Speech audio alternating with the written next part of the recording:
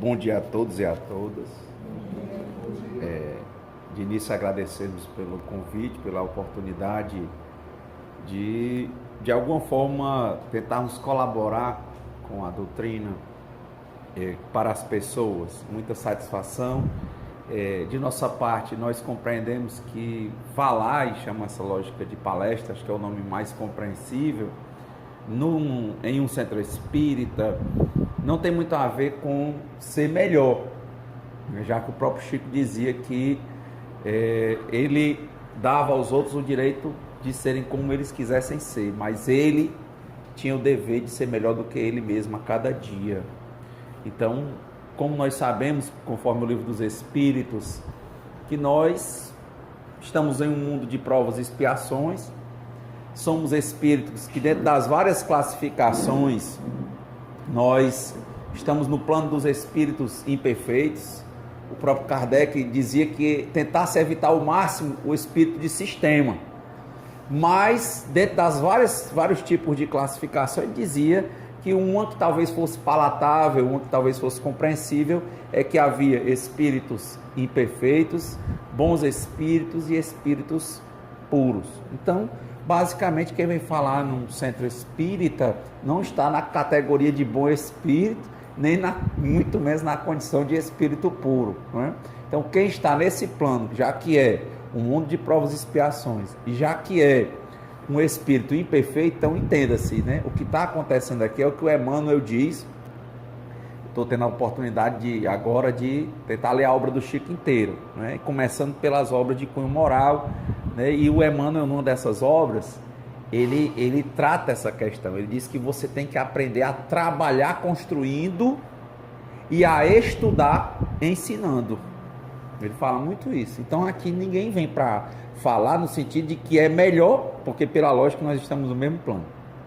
Nem vem aqui para falar no sentido de ensinar como um professor, porque na verdade nós estamos estudando, mas temos o dever de paralelamente ensinar dentro do que nós estamos estudando, já que variam as formações de cada um, variam os momentos de cada um, variam as leituras de cada um. Então, o que você está lendo, o que você está estudando, você tem o dever de compartilhar as suas reflexões. Consequentemente, nós também sabemos que a partir do momento em que a gente começa a estudar, né, a quem muito é dado, e o estudo é um presente, porque o primeiro mandamento que os Espíritos dizem é amai-vos, e o segundo é instruí-vos. E a instrução ajuda, né, um ciclo, que ela ajuda a gente voltar e repensar o modo de amar. Porque muitas vezes nós não amamos bem porque não compreendemos bem o outro, porque também não nos compreendemos bem. Sócrates dizia, né? Conhece a ti mesmo. E nós muitas vezes não nos conhecemos. Eu tenho frequentado vários centros de apoio, centros espíritas. Eu venho outro dia olhando, observando aquela teoria aplicada pelo Bill, né, nos alcoólicos anônimos, nos narcóticos anônimos. Já tem o Al-Anon, quer dizer, eles ficam trabalhando lógicas em que a pessoa primeiro tem que se sentir impotente. E assim é em um centro espírita. Nós temos que baixar a nossa vaidade, né? Temos que baixar o nosso egocentrismo. Temos que deixar de observar um e pensarmos na felicidade com uma lógica de bem comum. E a vaidade, nós vamos a partir do momento da compreensão, e temos aqui um professor de literatura, estava vendo o professor, e numa reflexão interessante, porque eu lembrei que quando eu fui professor de literatura, eu acabei por outras áreas, mas eu lembrava que tinha um padre que ele dizia, né, que qual era a diferença entre os vivos e os mortos, era o sermão da quarta-feira de cinzas. A gente fala de vaidade, ele diz: os vivos são pó com vento, por isso eles têm vaidade, e os mortos são pó sem vento, sem vaidade. Também na mesma lógica e a inspiração, e por isso que falei do professor, o Brás Cubas, do Machado de Assis, ele falava exatamente que o problema da vida é porque a gente passava a vida inteira se preocupando em mentir para os outros, a ser quem nós não somos. No fim, a gente estava igual uma coxa de retalhos, mas o maior problema era quando nós começávamos a acreditar nas mentiras que nós contávamos para os outros e pensávamos que aquilo era verdade. Aí nós estávamos completamente perdidos e desorientados. E aí era interessante a abertura dele poder falar depois de desencarnado. E eu gostei quando a senhora falou que um dos mentores da casa era um dirigente da casa. Porque aí é que o trabalho se aprimora. Se aprimora pelo tempo, porque o tempo, como diz o Emmanuel, ele é nosso amigo, nós amadurecemos. E porque também com a passagem, cada transição, dizem que a gente, cada dia, a gente renasce, a cada dia a gente é diferente, nós nunca podemos nos comparar, né? É a lei do eterno progresso. Então ele dizia, né, o próprio Braz, que tinha essa honra de dizer que ao verme que primeiro roeu as frias carnes deste meu cadáver, eu dedico essas memórias póstumas, porque a partir dali ele poderia ser ele o que ele nunca foi. Então, na lógica básica, antes de chegarmos na caridade moral e na caridade material, como ela estava falando de olhar os lírios do campo, a questão da moral, um dia o próprio Chico estava conversando com Emmanuel, e ele vendo o quão pequeno ele era, né? Ele que sempre se inteirava, e o Emmanuel sempre muito bom orientador, e um dia ele aos 80 anos percebe que está velho e diz para o Emmanuel, percebo que eu estou velho, mas o senhor ainda é tão rígido comigo. Ele diz, Chico, é porque às vezes na última etapa é que vem os piores ou os maiores desafios. E aí o Chico, dizem que ele em outro momento disse, pois eu sou então igual a um verme. Ele disse, poucos são os que são como verme. Por quê? Porque o verme, lembrando aí do verme do Memórias, é aquele que calado tem uma programação e cumpre todo o seu papel até o final. Aí o Chico disse, então eu sou um subverme. Então essa primeira reflexão, ela é relevante. Porque quando você casa o evangelho da caridade material, que vai se alinhar com a discussão que foi lida hoje sobre olhar os lírios do campo, olhar os pássaros do céu, quando nós vemos a maior parte dos desvios que nós temos em uma sociedade que está calcada em pilares como você deixe de ser você, o que você é, ou procura deixar de ser o que você é para ser o que você tem, que ela é calcada em trabalho, dinheiro e consumo. Então você é o que você tem de dinheiro, é o trabalho que você faz, ou é o que você consegue ter, faz com que as pessoas desacreditem a nível de fé, e faz com que muitas pessoas, às vezes em alguns escândalos que acontecem, se questionem por que, para que tanto dinheiro, para que tanta matéria, para que tanto trabalho. Talvez a reflexão seja essa, é a falta de fé em uma vida plena espiritual, é a falta de fé em um ser superior, primeira pergunta do Livro dos Espíritos, né, sobre Deus, que faz com que o homem só acredite nele mesmo. E aí é como o pessoal do Êxodo saindo e guardando o maná, e o maná apodrecendo do outro dia. Ele disse, olha, a comida aqui ela vem, cada dia traz as suas necessidades e traz as suas provisões. Tenha calma. Como dizem os iogues, né? Entrego, confio, aceito e agradeço.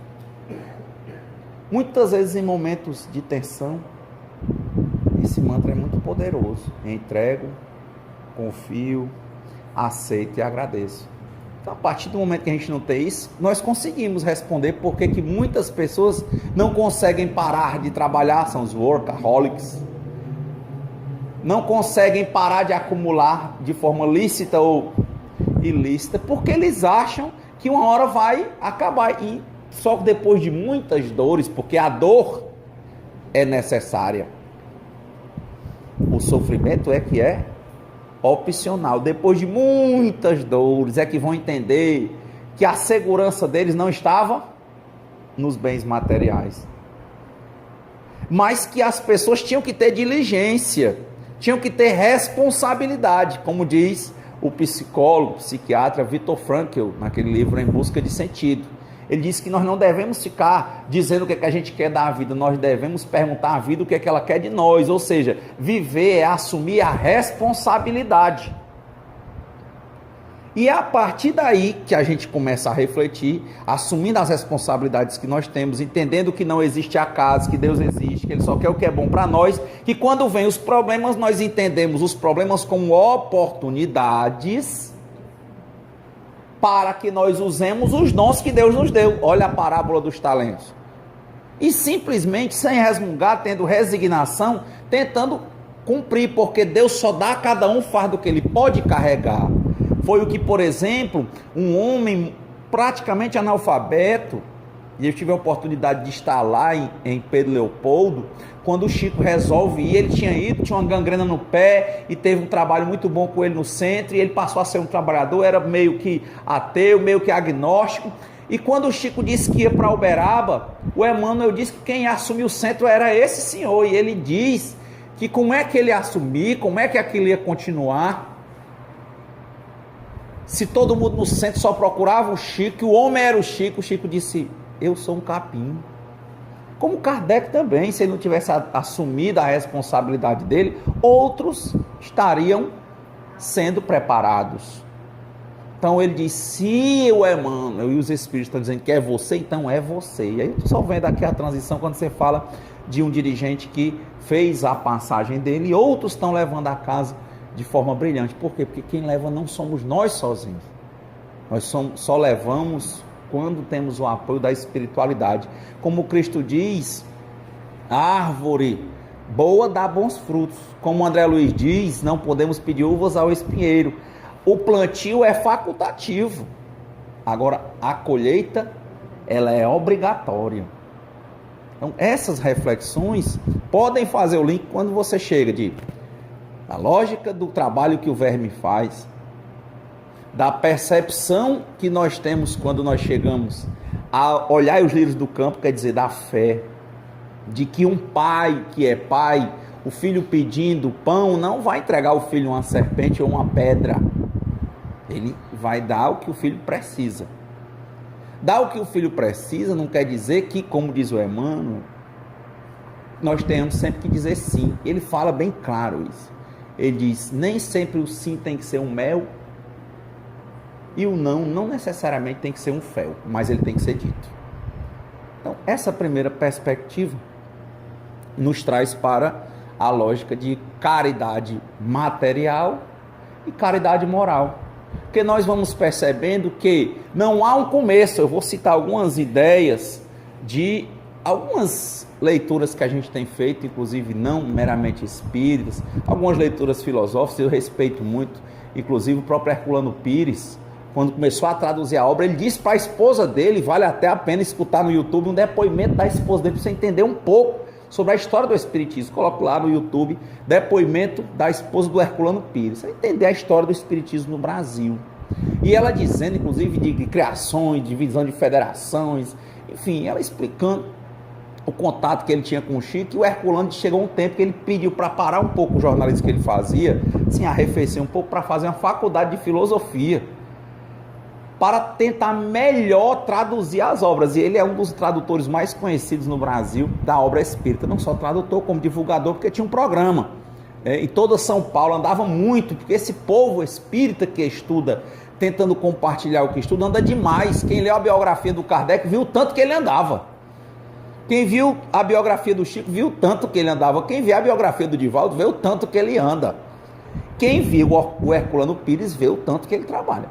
É andando, é escrevendo, é falando, a produção é alta. O Chico com mais de 400 livros, um Divaldo com mais de 250, um Herculano com a tradução hercúlea daquela, com estudos só para aquilo, e um trabalho constante, militando na doutrina. Quer dizer, a lógica é o trabalho para pessoas, por exemplo, que não conseguem um equilíbrio no nível de serem, com relação ao trabalho, trabalhar o necessário, por exemplo, para a subsistência, mas também ter um nível de trabalho não necessariamente ligada à subsistência material, mas à ajuda espiritual, que é uma ajuda mútua, porque todos nós estamos em constante aprendizado. E o trabalho, dizia o Exildo, sobre o trabalho trabalha.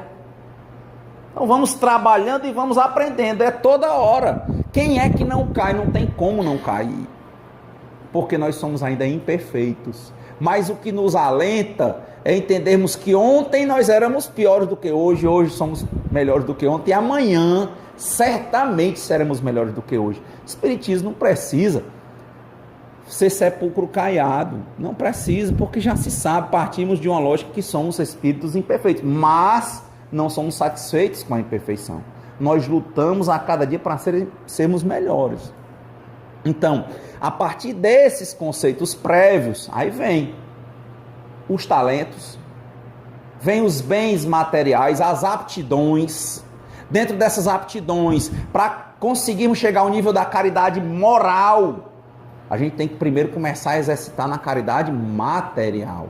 É impressionante, por exemplo, quando vemos campanhas de doação, que estatisticamente os mais ricos doam menos, e muitas vezes o que é doado tem a ver com uma restituição tributária, e muitas vezes os mais humildes são os que doam mais. Você vê as estatísticas, e doam com certeza sem pensar em nenhuma restituição tributária, até porque muitos deles são isentos de imposto pelo quantitativo do que ganham, não chega a um percentual. Não é criticar um ou outro, mas é interessante como os psicólogos também falam que é interessante que quem tem muitos bens materiais não tem necessidades prementes físicas, mas geralmente tem muitos problemas psíquicos, problemas da alma. E quem tem problemas financeiros, em regra, no sentido de ter dificuldades, não é problemas por desregramento, porque tem quem tem condições e o ter nunca chega, nunca enche. Mas quem realmente tem uma condição financeira, econômico-financeira baixa, tende a ter uma saúde mental melhor. Também se ele não se desvia para outras coisas, digo, a nível só da questão econômico-financeira. Por quê? Porque ele tende a se preocupar com as questões mais prementes fisicamente para a sua sobrevivência e a assumir as responsabilidades que ele tem. Ele tende. Eles vão fazer esses dados comparativos. Então, a partir do momento que você chega ao nível de ter bens materiais, precisa ter um nível de consciência de que Deus existe. Que para alguns teóricos isso é uma arbitrariedade. Arbitrariedade no sentido de que não dá para você dizer e fazer um discurso de que o que você tem é só porque você conseguiu. Um dia havia um palestrante e ele falando sempre da biografia dele, como ele chegou ao sucesso, porque se fala muito de prosperidade econômico-financeira. Ele falou, quando terminou, perguntou se a plateia tinha alguma pergunta. Ele só dizia, porque eu fiz isso, porque eu estudei, porque eu escolhi a profissão, porque eu passei no concurso, depois porque eu montei determinado empreendimento. E uma pessoa lá na plateia perguntou para ele, ele disse, diga, e o senhor nasceu sozinho? E o senhor aprendeu a andar sozinho? E quando o senhor estava doente, muitas vezes doenças que se não tivesse um cuidado muito próximo, o senhor resistiu sozinho? E aí ele parou e teve um choque. Algo que levou à reflexão. Ele estava fazendo o discurso todo no obrigado, eu. E ele esqueceu que não existe o eu sem o outro. Que ele não poderia ter vindo ao mundo, por exemplo, se não tivesse uma mãe,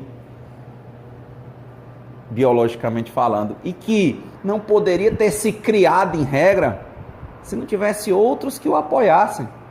Até na história de que foram encontrados meninos que foram abandonados assim, perdidos na selva, que se criaram com lobos, tem nos livros de antropologia, os meninos os lobos adotaram as crianças e eles ficaram como se lobos fossem. O mais velho ainda conseguiu, de certa forma, O mais novo, aliás, tem uma adaptação, o mais velho não conseguiu, ele aderiu totalmente. O menino ficava lá na Índia, dentro de uma jaula, ele não tinha como, porque ele era um lobo selvagem. Mas ele teve o cuidado, não é isso? Não acontece, os animais eles não adotam outros. Veja a perspectiva. Não dá para falar que os nossos bens materiais nós temos só por intervenção nossa.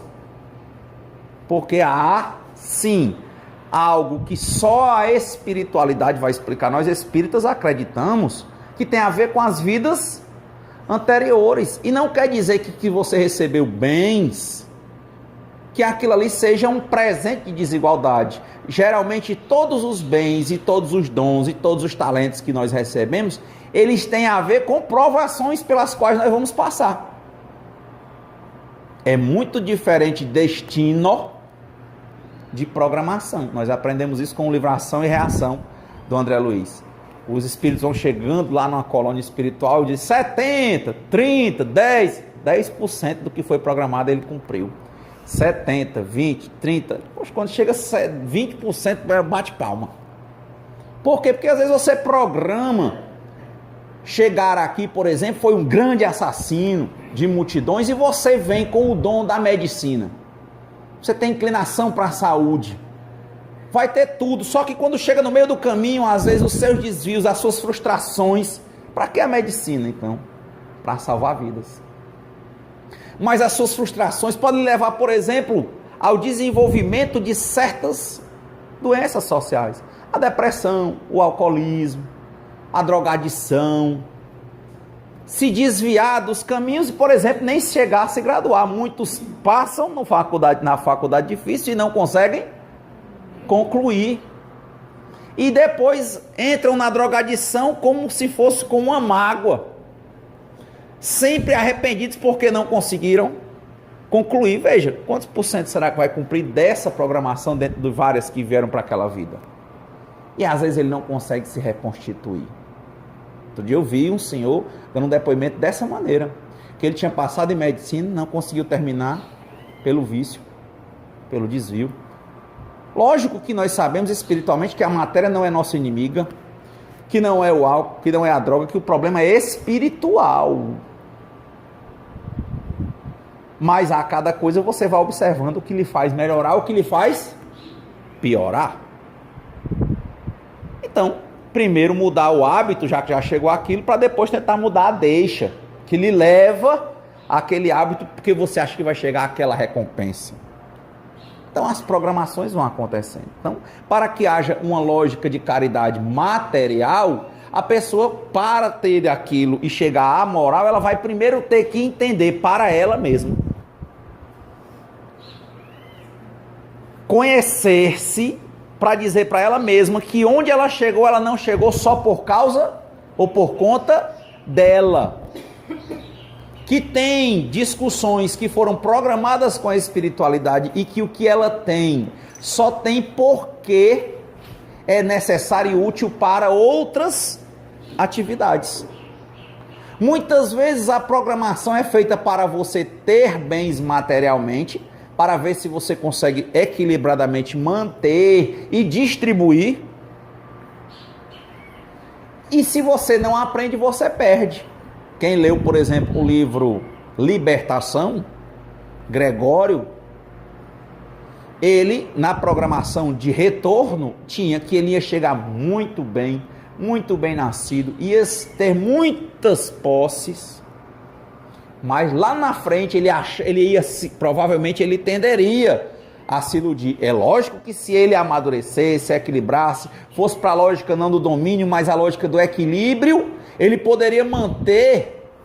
Mas o problema é que não é isso que acontece. Como disse o Braz, ele vai se iludindo naquela mentira, nas amizades por dinheiro, no ter vale mais do que o ser, e lá na frente ele é provado. Como é? Perde tudo o que tem. Ele já sai programado para isso. Aí vai ver, até ele descobrir, por exemplo, quem eram os verdadeiros amigos, ou se não tinha, descobrir novos amigos. Descobrir o que é o valor da vida, se é o dinheiro, se é o poder ou se não é. Começar a aprender aqueles ditados nordestinos que vão-se os anéis e ficam os dedos. Ora, quantos vão aprender isso? Sempre a programação é diferente do destino, por isso, porque a programação você pode mudar, porque você usa o livre-arbítrio ostensivamente. E o destino não tem volta, não era assim, Édipo. Eis aquele que vai casar com o pai, aliás, casar com a mãe e matar o pai. Ele não quer se desviar disso, é um destino, não tem desvio. E ele quer fugir e cai na mesma. Uma programação não, uma programação é para ser utilizada em paralelo com o nosso livre arbítrio, com o nosso equilíbrio, com o nosso exercício, com a nossa utilização dos talentos. Então, a partir do momento que a gente vai usando o livre-arbítrio com essa inspiração evangélica, a gente tende a entender que o que nós temos não é nosso, não é a música, tudo é do Pai, que foi colocado nas nossas vidas por uma programação para que nós possamos distribuir, porque a quem muito é dado, muito será cobrado. Foi o Homem-Aranha, quando ele disse que descobriu os poderes, que ele olhou para o tio dele, também no filme ele diz, né? O que é? E o tio olha para ele e diz: meu filho, sempre por trás de grandes poderes vem grandes responsabilidades. Pronto. Mas você vem para cá para falar de uma coisa de espiritual, aí coloca um Machado de Assis, depois joga um Homem-Aranha. Ele diz: pois é, porque Paulo dizia: vê tudo, mas retende o que é bom. Tudo retende o que é bom. Muitas vezes eu comento, o Evangelho ajuda a comentar lá no centro que eu trabalho, que é hoje à noite. Já levei vários temas. Até os Cavaleiros Jedi nós já levamos. Do Ghost da Upglover. Por quê? Porque é ver tudo, retende o que é bom. Tem que ser palatável. Nós temos que nos instigar a procurar melhor. Se você ler aquele livro 5 Linguagens do Amor, ele fala, por exemplo, dessa questão, que quando você quer impor alguém, obrigar e tal, a pessoa tende a não fazer. Mas se você tratar com tranquilidade, olha o modo que o Chico Xavier falava. Olha como nossos mentores falam. Olha como é que o Emmanuel, quando apareceu para o senador Públio Neto, ele disse: eis um momento determinante na sua vida. Você vai me dizer agora se vai querer me seguir ou se vai ser daqui a mais algum tempo. Pronto. Porque o tempo da gente é diferente do tempo de Deus. Então, todo essa extensa abertura chega para a caridade material. Porque se nós acharmos que é nosso, não acreditarmos que existe um Deus, que existe uma existência, você bem pleonástico, que as vidas se sucedem para o nosso aprendizado, que nós evoluímos enquanto espíritos, que os planetas evoluem, que as galáxias evoluem, que alguns estudiosos dizem que o Cristo reencarnou em galáxias que não existem mais e dizem que para uma deixar de existir é em torno de 15 bilhões de anos. Aí você começa a imaginar o tamanho seu para a diferença para o Cristo, para o nível de fé que faz você andar sobre as águas ou não. Então, a partir do momento que nós temos a compreensão que estamos aqui para aprender e que o tempo é nosso amigo, que a matéria é nossa amiga, porque ela não tem vontade própria, que tem vontade é o Espírito, nós vamos entendendo que temos que, por livre-arbítrio, por escolha, e optarmos por sermos melhores do que nós mesmos a cada momento, ponto. Não é porque ninguém vai impor ou obrigar, é porque nós nos instruímos, nós entendemos. E quem não quiser eventualmente compartilhar da nossa sintonia, nós tentando melhorar, bom, vem e tudo passa. Outras coisas melhores sempre virão se nós estivermos na melhor sintonia. Não que nós sejamos indiferentes, porque a nossa luta é para o bem comum, é para sermos com o outro, sermos com os outros. E aí nós vamos evoluindo. Vamos aprendendo, casando agora os textos que a gente está falando, a vermos os nossos bens materiais não como nossos, mas como presentes de um ser que é abundante e que a riqueza dele não cessa. Ou seja, pode distribuir que ele lhe dá, mas tenha equilíbrio. Dizem alguns estudiosos que a estrela de Davi quer dizer isso, né? É um triângulo equilátero, ou seja, tudo igual, base no chão, nunca esquecer de Deus. Aí vira o triângulo, base em Deus, não esquecer onde você está. Equilíbrio. Então o equilíbrio não vai dizer que você vá logo esbanjar se você não tem a inclinação franciscana. Porque quem tiver, faça, porque cada um tem conforme as suas obras. Não é só o franciscano que faz isso. Os iogues, muitos deles, quando casam, mantêm uma estrutura, chega um determinado tempo, eles saem da família e vão viver uma vida espiritual. Deixam a família com essas questões e vão. Cada um vai ter inclinações. Nós sabemos que tem gente que não consegue. Nós espíritas temos uma tendência a não seguirmos por esse caminho. Não é porque somos melhores ou piores, ou eles são melhores, nós piores. Porque cada um vai ter as suas programações. Mas dentro das nossas programações vem uma coisinha chamada problemas.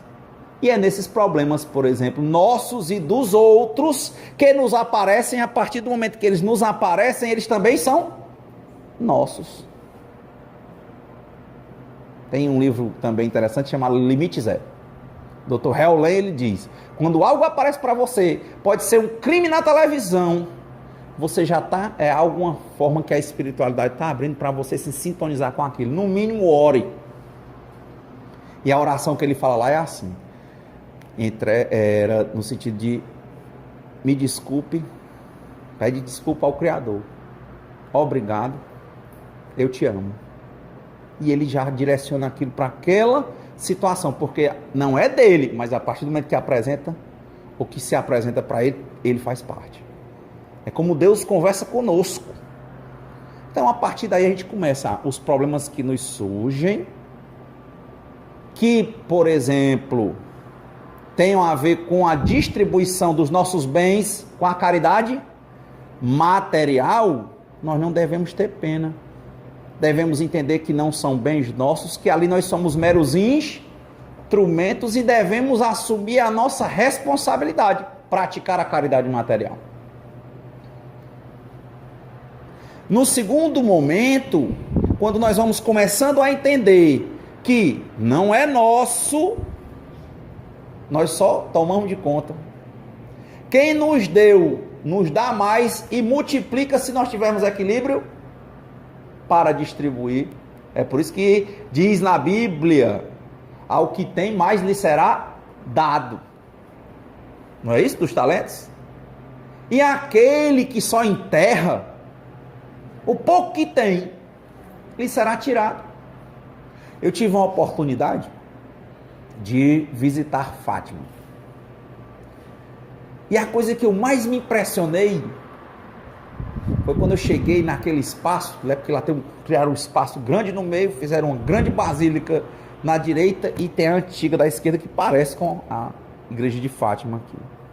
A coisa que mais me impressionou, pasmem, era uma faixa gigante que tinha em letras garrafais, maiúsculas, que dizia: não tenhais medo. Não tenhais medo. A hora que eu vi, eu me tremi inteiro. As lágrimas chegaram aos meus olhos. Foi interessante porque eu ia passar por algumas coisas no ano seguinte, porque eu não sabia, mas eu lembrava. Foi como ela dissesse, estivesse prevendo, e muitas vezes o nosso mentor, os Espíritos, Deus está dizendo no nosso coração: não tenha medo, porque esse medo é que faz a gente ser avaro, ou avaro, melhor falando. Tem a avareza, tem a dureza, tem o desequilíbrio material, e não vamos fazer caridade material. A gente acha que é nosso, acha que vai acabar, que não tem abundância. Não acreditamos no poder do bem, porque o bem é o nosso maior advogado. O bem é o nosso maior advogado. Então, é diferente você esbanjar a nível de ostentar. É diferente de você receber um problema seu ou de outrem, precisar arcar materialmente com aquele problema e simplesmente fazer. Isso é a caridade material. Porque toda hora aparecem para nós deixas que vão ter que nos fazer com que nós gastemos. Muitas vezes com os outros e muitas vezes conosco mesmo. Quantas vezes tem gente aí que tem pena, como nós dizemos, material de gastar até com eles próprios. Acumulando, porque a continuação desse evangelho que a senhora leu, ele diz a parábola do ceifador. Ele vivia todo dia trabalhando, juntando, quando era noite. O equilíbrio ali era: trabalhe na hora de trabalhar para ganhar alguma coisa, para a sua sobrevivência. Não necessariamente é pelo seu trabalho que você vai ganhar, não. O André Luiz até fala isso. Ele diz que o nosso papel é plantar. Se vai chover para aguar, se o terreno é bom, se a semente vai vingar, se vai florescer e frutificar, isso é com Deus. Ele diz, o trabalho é constante do plantio. Agora esse negócio de ceifar, de estar já colhendo os frutos, não é com você não. É Deus. E a partir daí, essa mesma lógica. O ceifador estava lá e não tinha um momentinho para Deus. Ele só tinha um momento do trabalho. Eu converso com muitas pessoas às vezes. Porque idoso, às vezes é um nome material, porque o espírito, quem sabe a idade que tem aqui. Eu me inspiro, não é naquele que se entristece e para, eu me inspiro num Divaldo, que tem 90 e tantos anos e faz bem 200 viagens por ano. Chega na Europa, fala em 26 cidades, 30 cidades. É isso, porque que eu tenho o bom e o mau exemplo, eu só olho para o mal. E o ceifador estava lá. Quantas pessoas que eu quero dizer que estão passando a vida lutando pela sobrevivência material e hoje já se sente depressivo, mas não consegue fazer uma caridade a ninguém. Porque eles pensam toda hora. Eu tenho um colega que eu sento todo dia para tomar café, todo dia ele fala: mas eu não sei se eu vou ser Uber, eu não sei. Já tem, grosso modo, uma condição material. Já tem imóveis alugados, locados, já é aposentado, mas ele não consegue. Eu disse: por que não trabalha a filantropia? Ele disse: o que é isso? A mente dele não consegue funcionar que não seja para ganhar lajão, né? Dinheiro. E aquilo estava fazendo provavelmente mal a ele. Ele, quando era para estar tranquilo, ele está angustiado. Só lembra dos tempos em que ele ganhava muito, que determinado empreendimento dava muito. Olha aí o ceifador. Quantas vezes nós não somos assim também? Porque é nas pequenas coisas que a gente vai ver. Nós somos provados em pequenas coisas. Quem faz um cesto tende a fazer o cento, mas é escolha. Do cesto para o cento, todo dia tem livre arbítrio. Toda hora é hora de voltar e reconstruir o futuro. Porque eu não posso voltar atrás para refazer o começo, mas eu posso agora reescrever e plantar uma nova semente para o futuro. E o ceifador estava lá. E à noite ainda, olha aí, já pensou se fosse à noite a idade? Ele estava pensando à noite, depois de trabalhar o dia inteiro e todo dia, muitos dias, num celeiro que ele ia construir amanhã para colocar mais coisas. A mente dele era ele, o que ele ganhava, o sucesso, a prosperidade material dele. E aí o Evangelho conta: tolo, não sabes que pela manhã eu ceifarei a tua vida. Vai ficar para quem? Então, a partir do momento que a gente começa a ter essas compreensões, a gente vai virar, ou tender a virar alguém que tem responsabilidade. É o desprendimento adequado, porque o espiritismo é a fé raciocinada. Partindo dessa lógica de fé raciocinada, de entendermos que Deus existe, que nada é por acaso, que Deus é infinitamente bom, que só quer o nosso bem, que o que nós temos não necessariamente é nosso, é algo para nós administrarmos. A gente começa a se instruir nisso, a entender, e aí a gente começa a amar melhor. Eu estou botando o inverso. Não é amai-vos e instruir. Eu estou botando instruí-vos para melhor amar. Então, quando a gente começa a entender isso, a gente tende a amar melhor. Porque eu, olhando para mim, sei que cada um aqui pode parar e olhar para si mesmo, sabe que hoje ama melhor do que ontem. Porque nós somos tentados a todo momento a ficarmos perguntando o que é que valeu a pena. E mesmo quando nós dizemos, mas eu não me arrependo de nada que eu fiz, mas a gente sabe que pode fazer daqui para frente melhor. Porque todo mundo sabe. Todo mundo sabe. E não tem, como dizem aí os grandes pensadores, ninguém é tão pequeno que não possa aprender e nem tão grande. Aliás, ninguém não é tão pequeno que não possa ensinar e nem tão grande que não possa aprender. Isso não é questão de idade, nem de dinheiro, nada disso. Então, a caridade material, ela é uma decorrência disso. E para chegarmos a ela, para nós espíritas, que trabalhamos a fé raciocinada, nada melhor do que nós nos instruirmos. É por isso que é importante. Esses livros do Chico, a maioria, você pega o livro Fora os Romances, ele dava a ler, era uma comunicação mediúnica, o capítulo tem o quê? 2 páginas, é uma folha. Mas é tão forte que às vezes você passa 2 meses para ler um livro, porque uma página lhe toca tão profundamente, com tantos textos, com tantas dicas.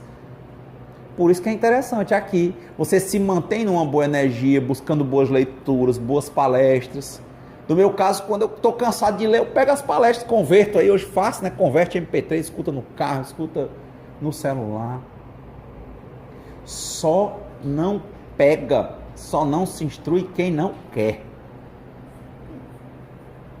E conforme a instrução, nós vamos ter a evolução. Conforme a evolução, nós vamos ter a emancipação. E conforme a emancipação, nós vamos ter uma prática moral mais eficiente. Pode ver, instrui-se, conhece, se conhece, evolui, se emancipa, vai se emancipando da matéria. E da matéria, ele começa a praticar a caridade material. Chegando à caridade moral, essa é fazer o que é certo porque você crê que é certo. Você citasse alguns que eu disse que não ia citar, eu estou citando vários pensadores, tentando evitar os nomes para não ficar um texto como se fosse algo intelectualizado. Mas o estudo intelectivo para nós espíritas, não a nível de vaidade, que é só o vento, mas a nível de compreensão das coisas, é relevante. Então, para alguns pensadores, você tem que ter uma coisa chamada imperativo categórico. Você tem que fazer o que é bom porque é bom. Você entendeu o que é bom?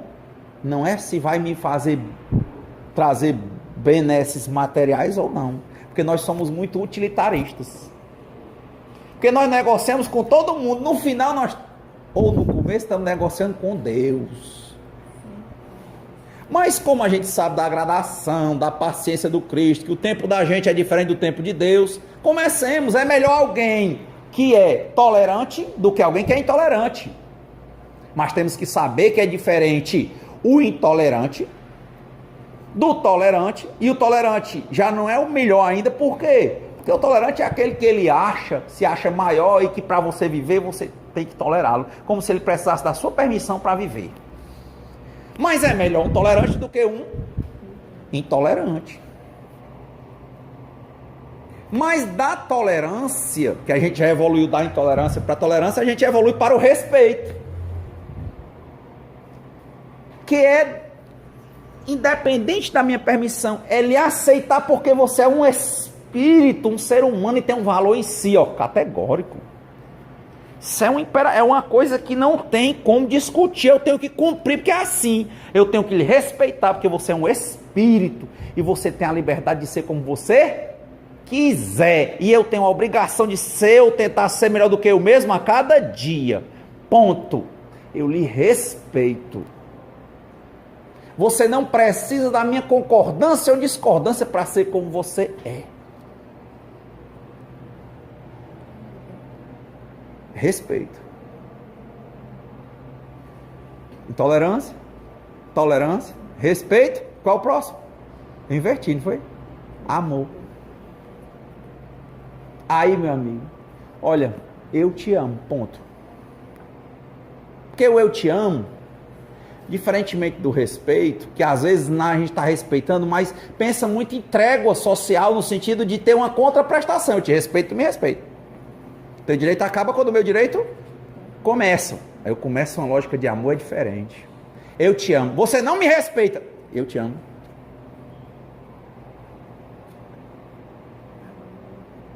Eu não te respeito porque eu quero que você me respeite. Eu te amo.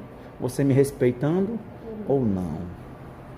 Você me entendendo ou não?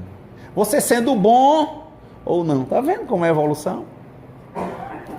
Intolerância, tolerância, respeito, amor. Pode ver que daqui para cá, se tiver instrução, melhora. Por isso que vem a chuva de livros espíritas. Eu estou com essa meta. Posso ler o que eu estiver lendo. Eu estou com um livro espírita ali. Quando eu canso de qualquer eu leio, nem que seja uma folha.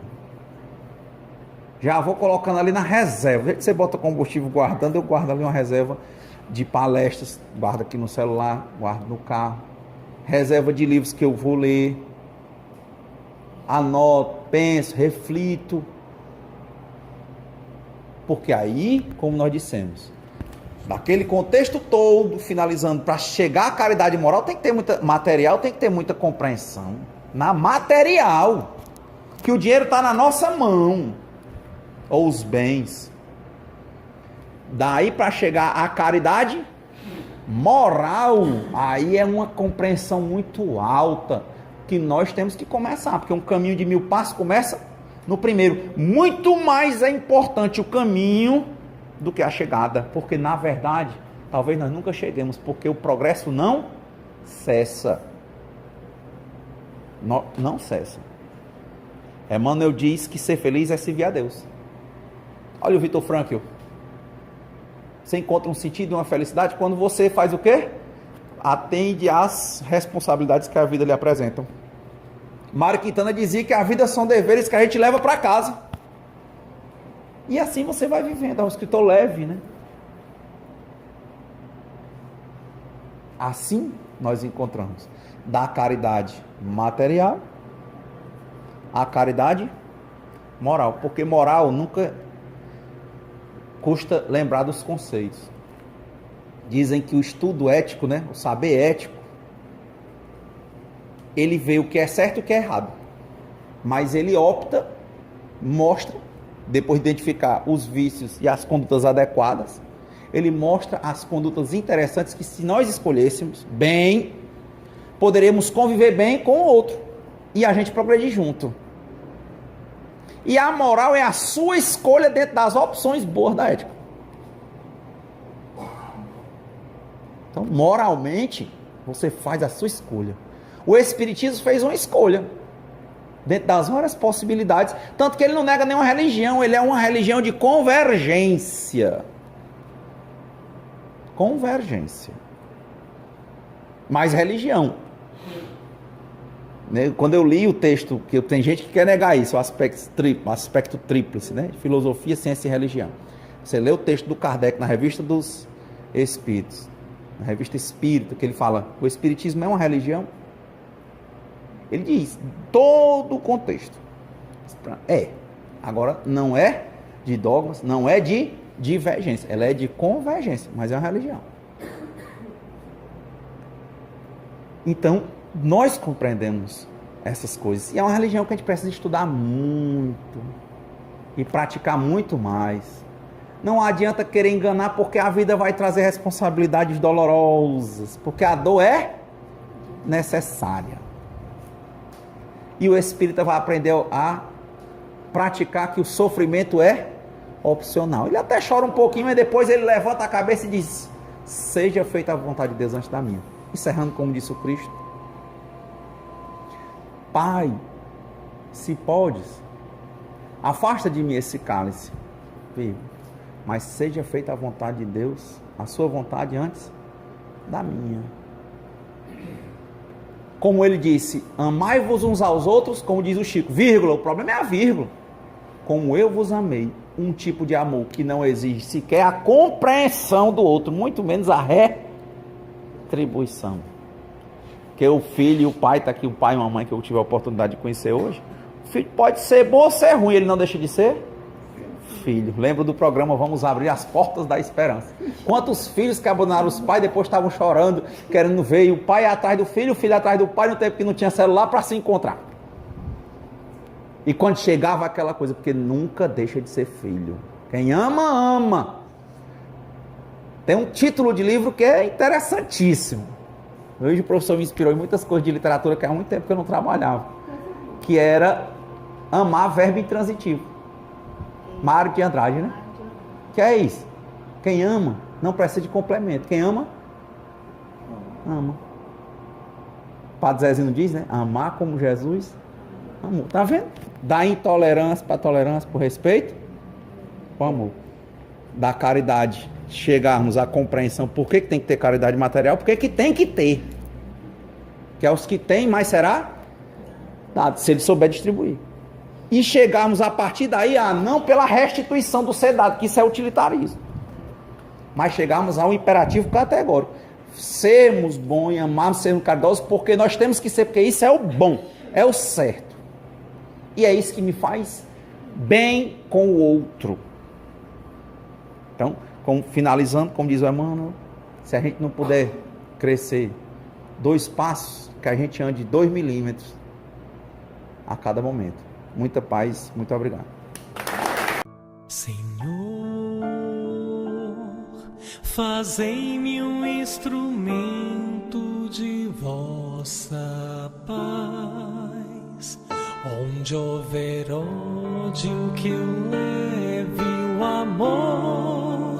Onde houver ofensas, que eu leve o perdão. E onde houver discórdia, que eu leve a união. Onde houver dúvidas, que eu leve a fé. Onde houver erros, que eu leve a verdade. Onde houver desespero, que eu leve a esperança. Onde houver tristeza, que eu leve a alegria. E onde houver trevas, que eu leve a luz. Oh, Mestre, fazei que eu procure mais consolar que ser consolado, compreender que ser compreendido, amar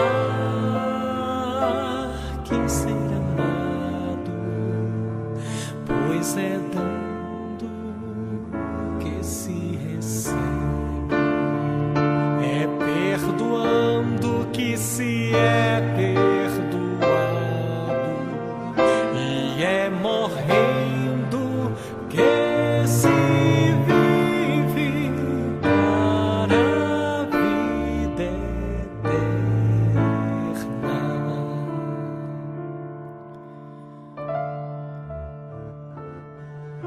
Ó Mestre, fazei-me um instrumento de vossa paz. Onde houver ódio, que eu leve o amor. Onde houver ofensas, que eu leve o perdão. Onde houver discórdia, que eu leve a união. E onde houver dúvidas, que eu leve a fé. Onde houver erros, Mestre amado, que eu leve a verdade. Onde houver desespero, a grandeza da esperança. E onde houver tristeza, a tua doce alegria. E onde houver trevas, que eu leve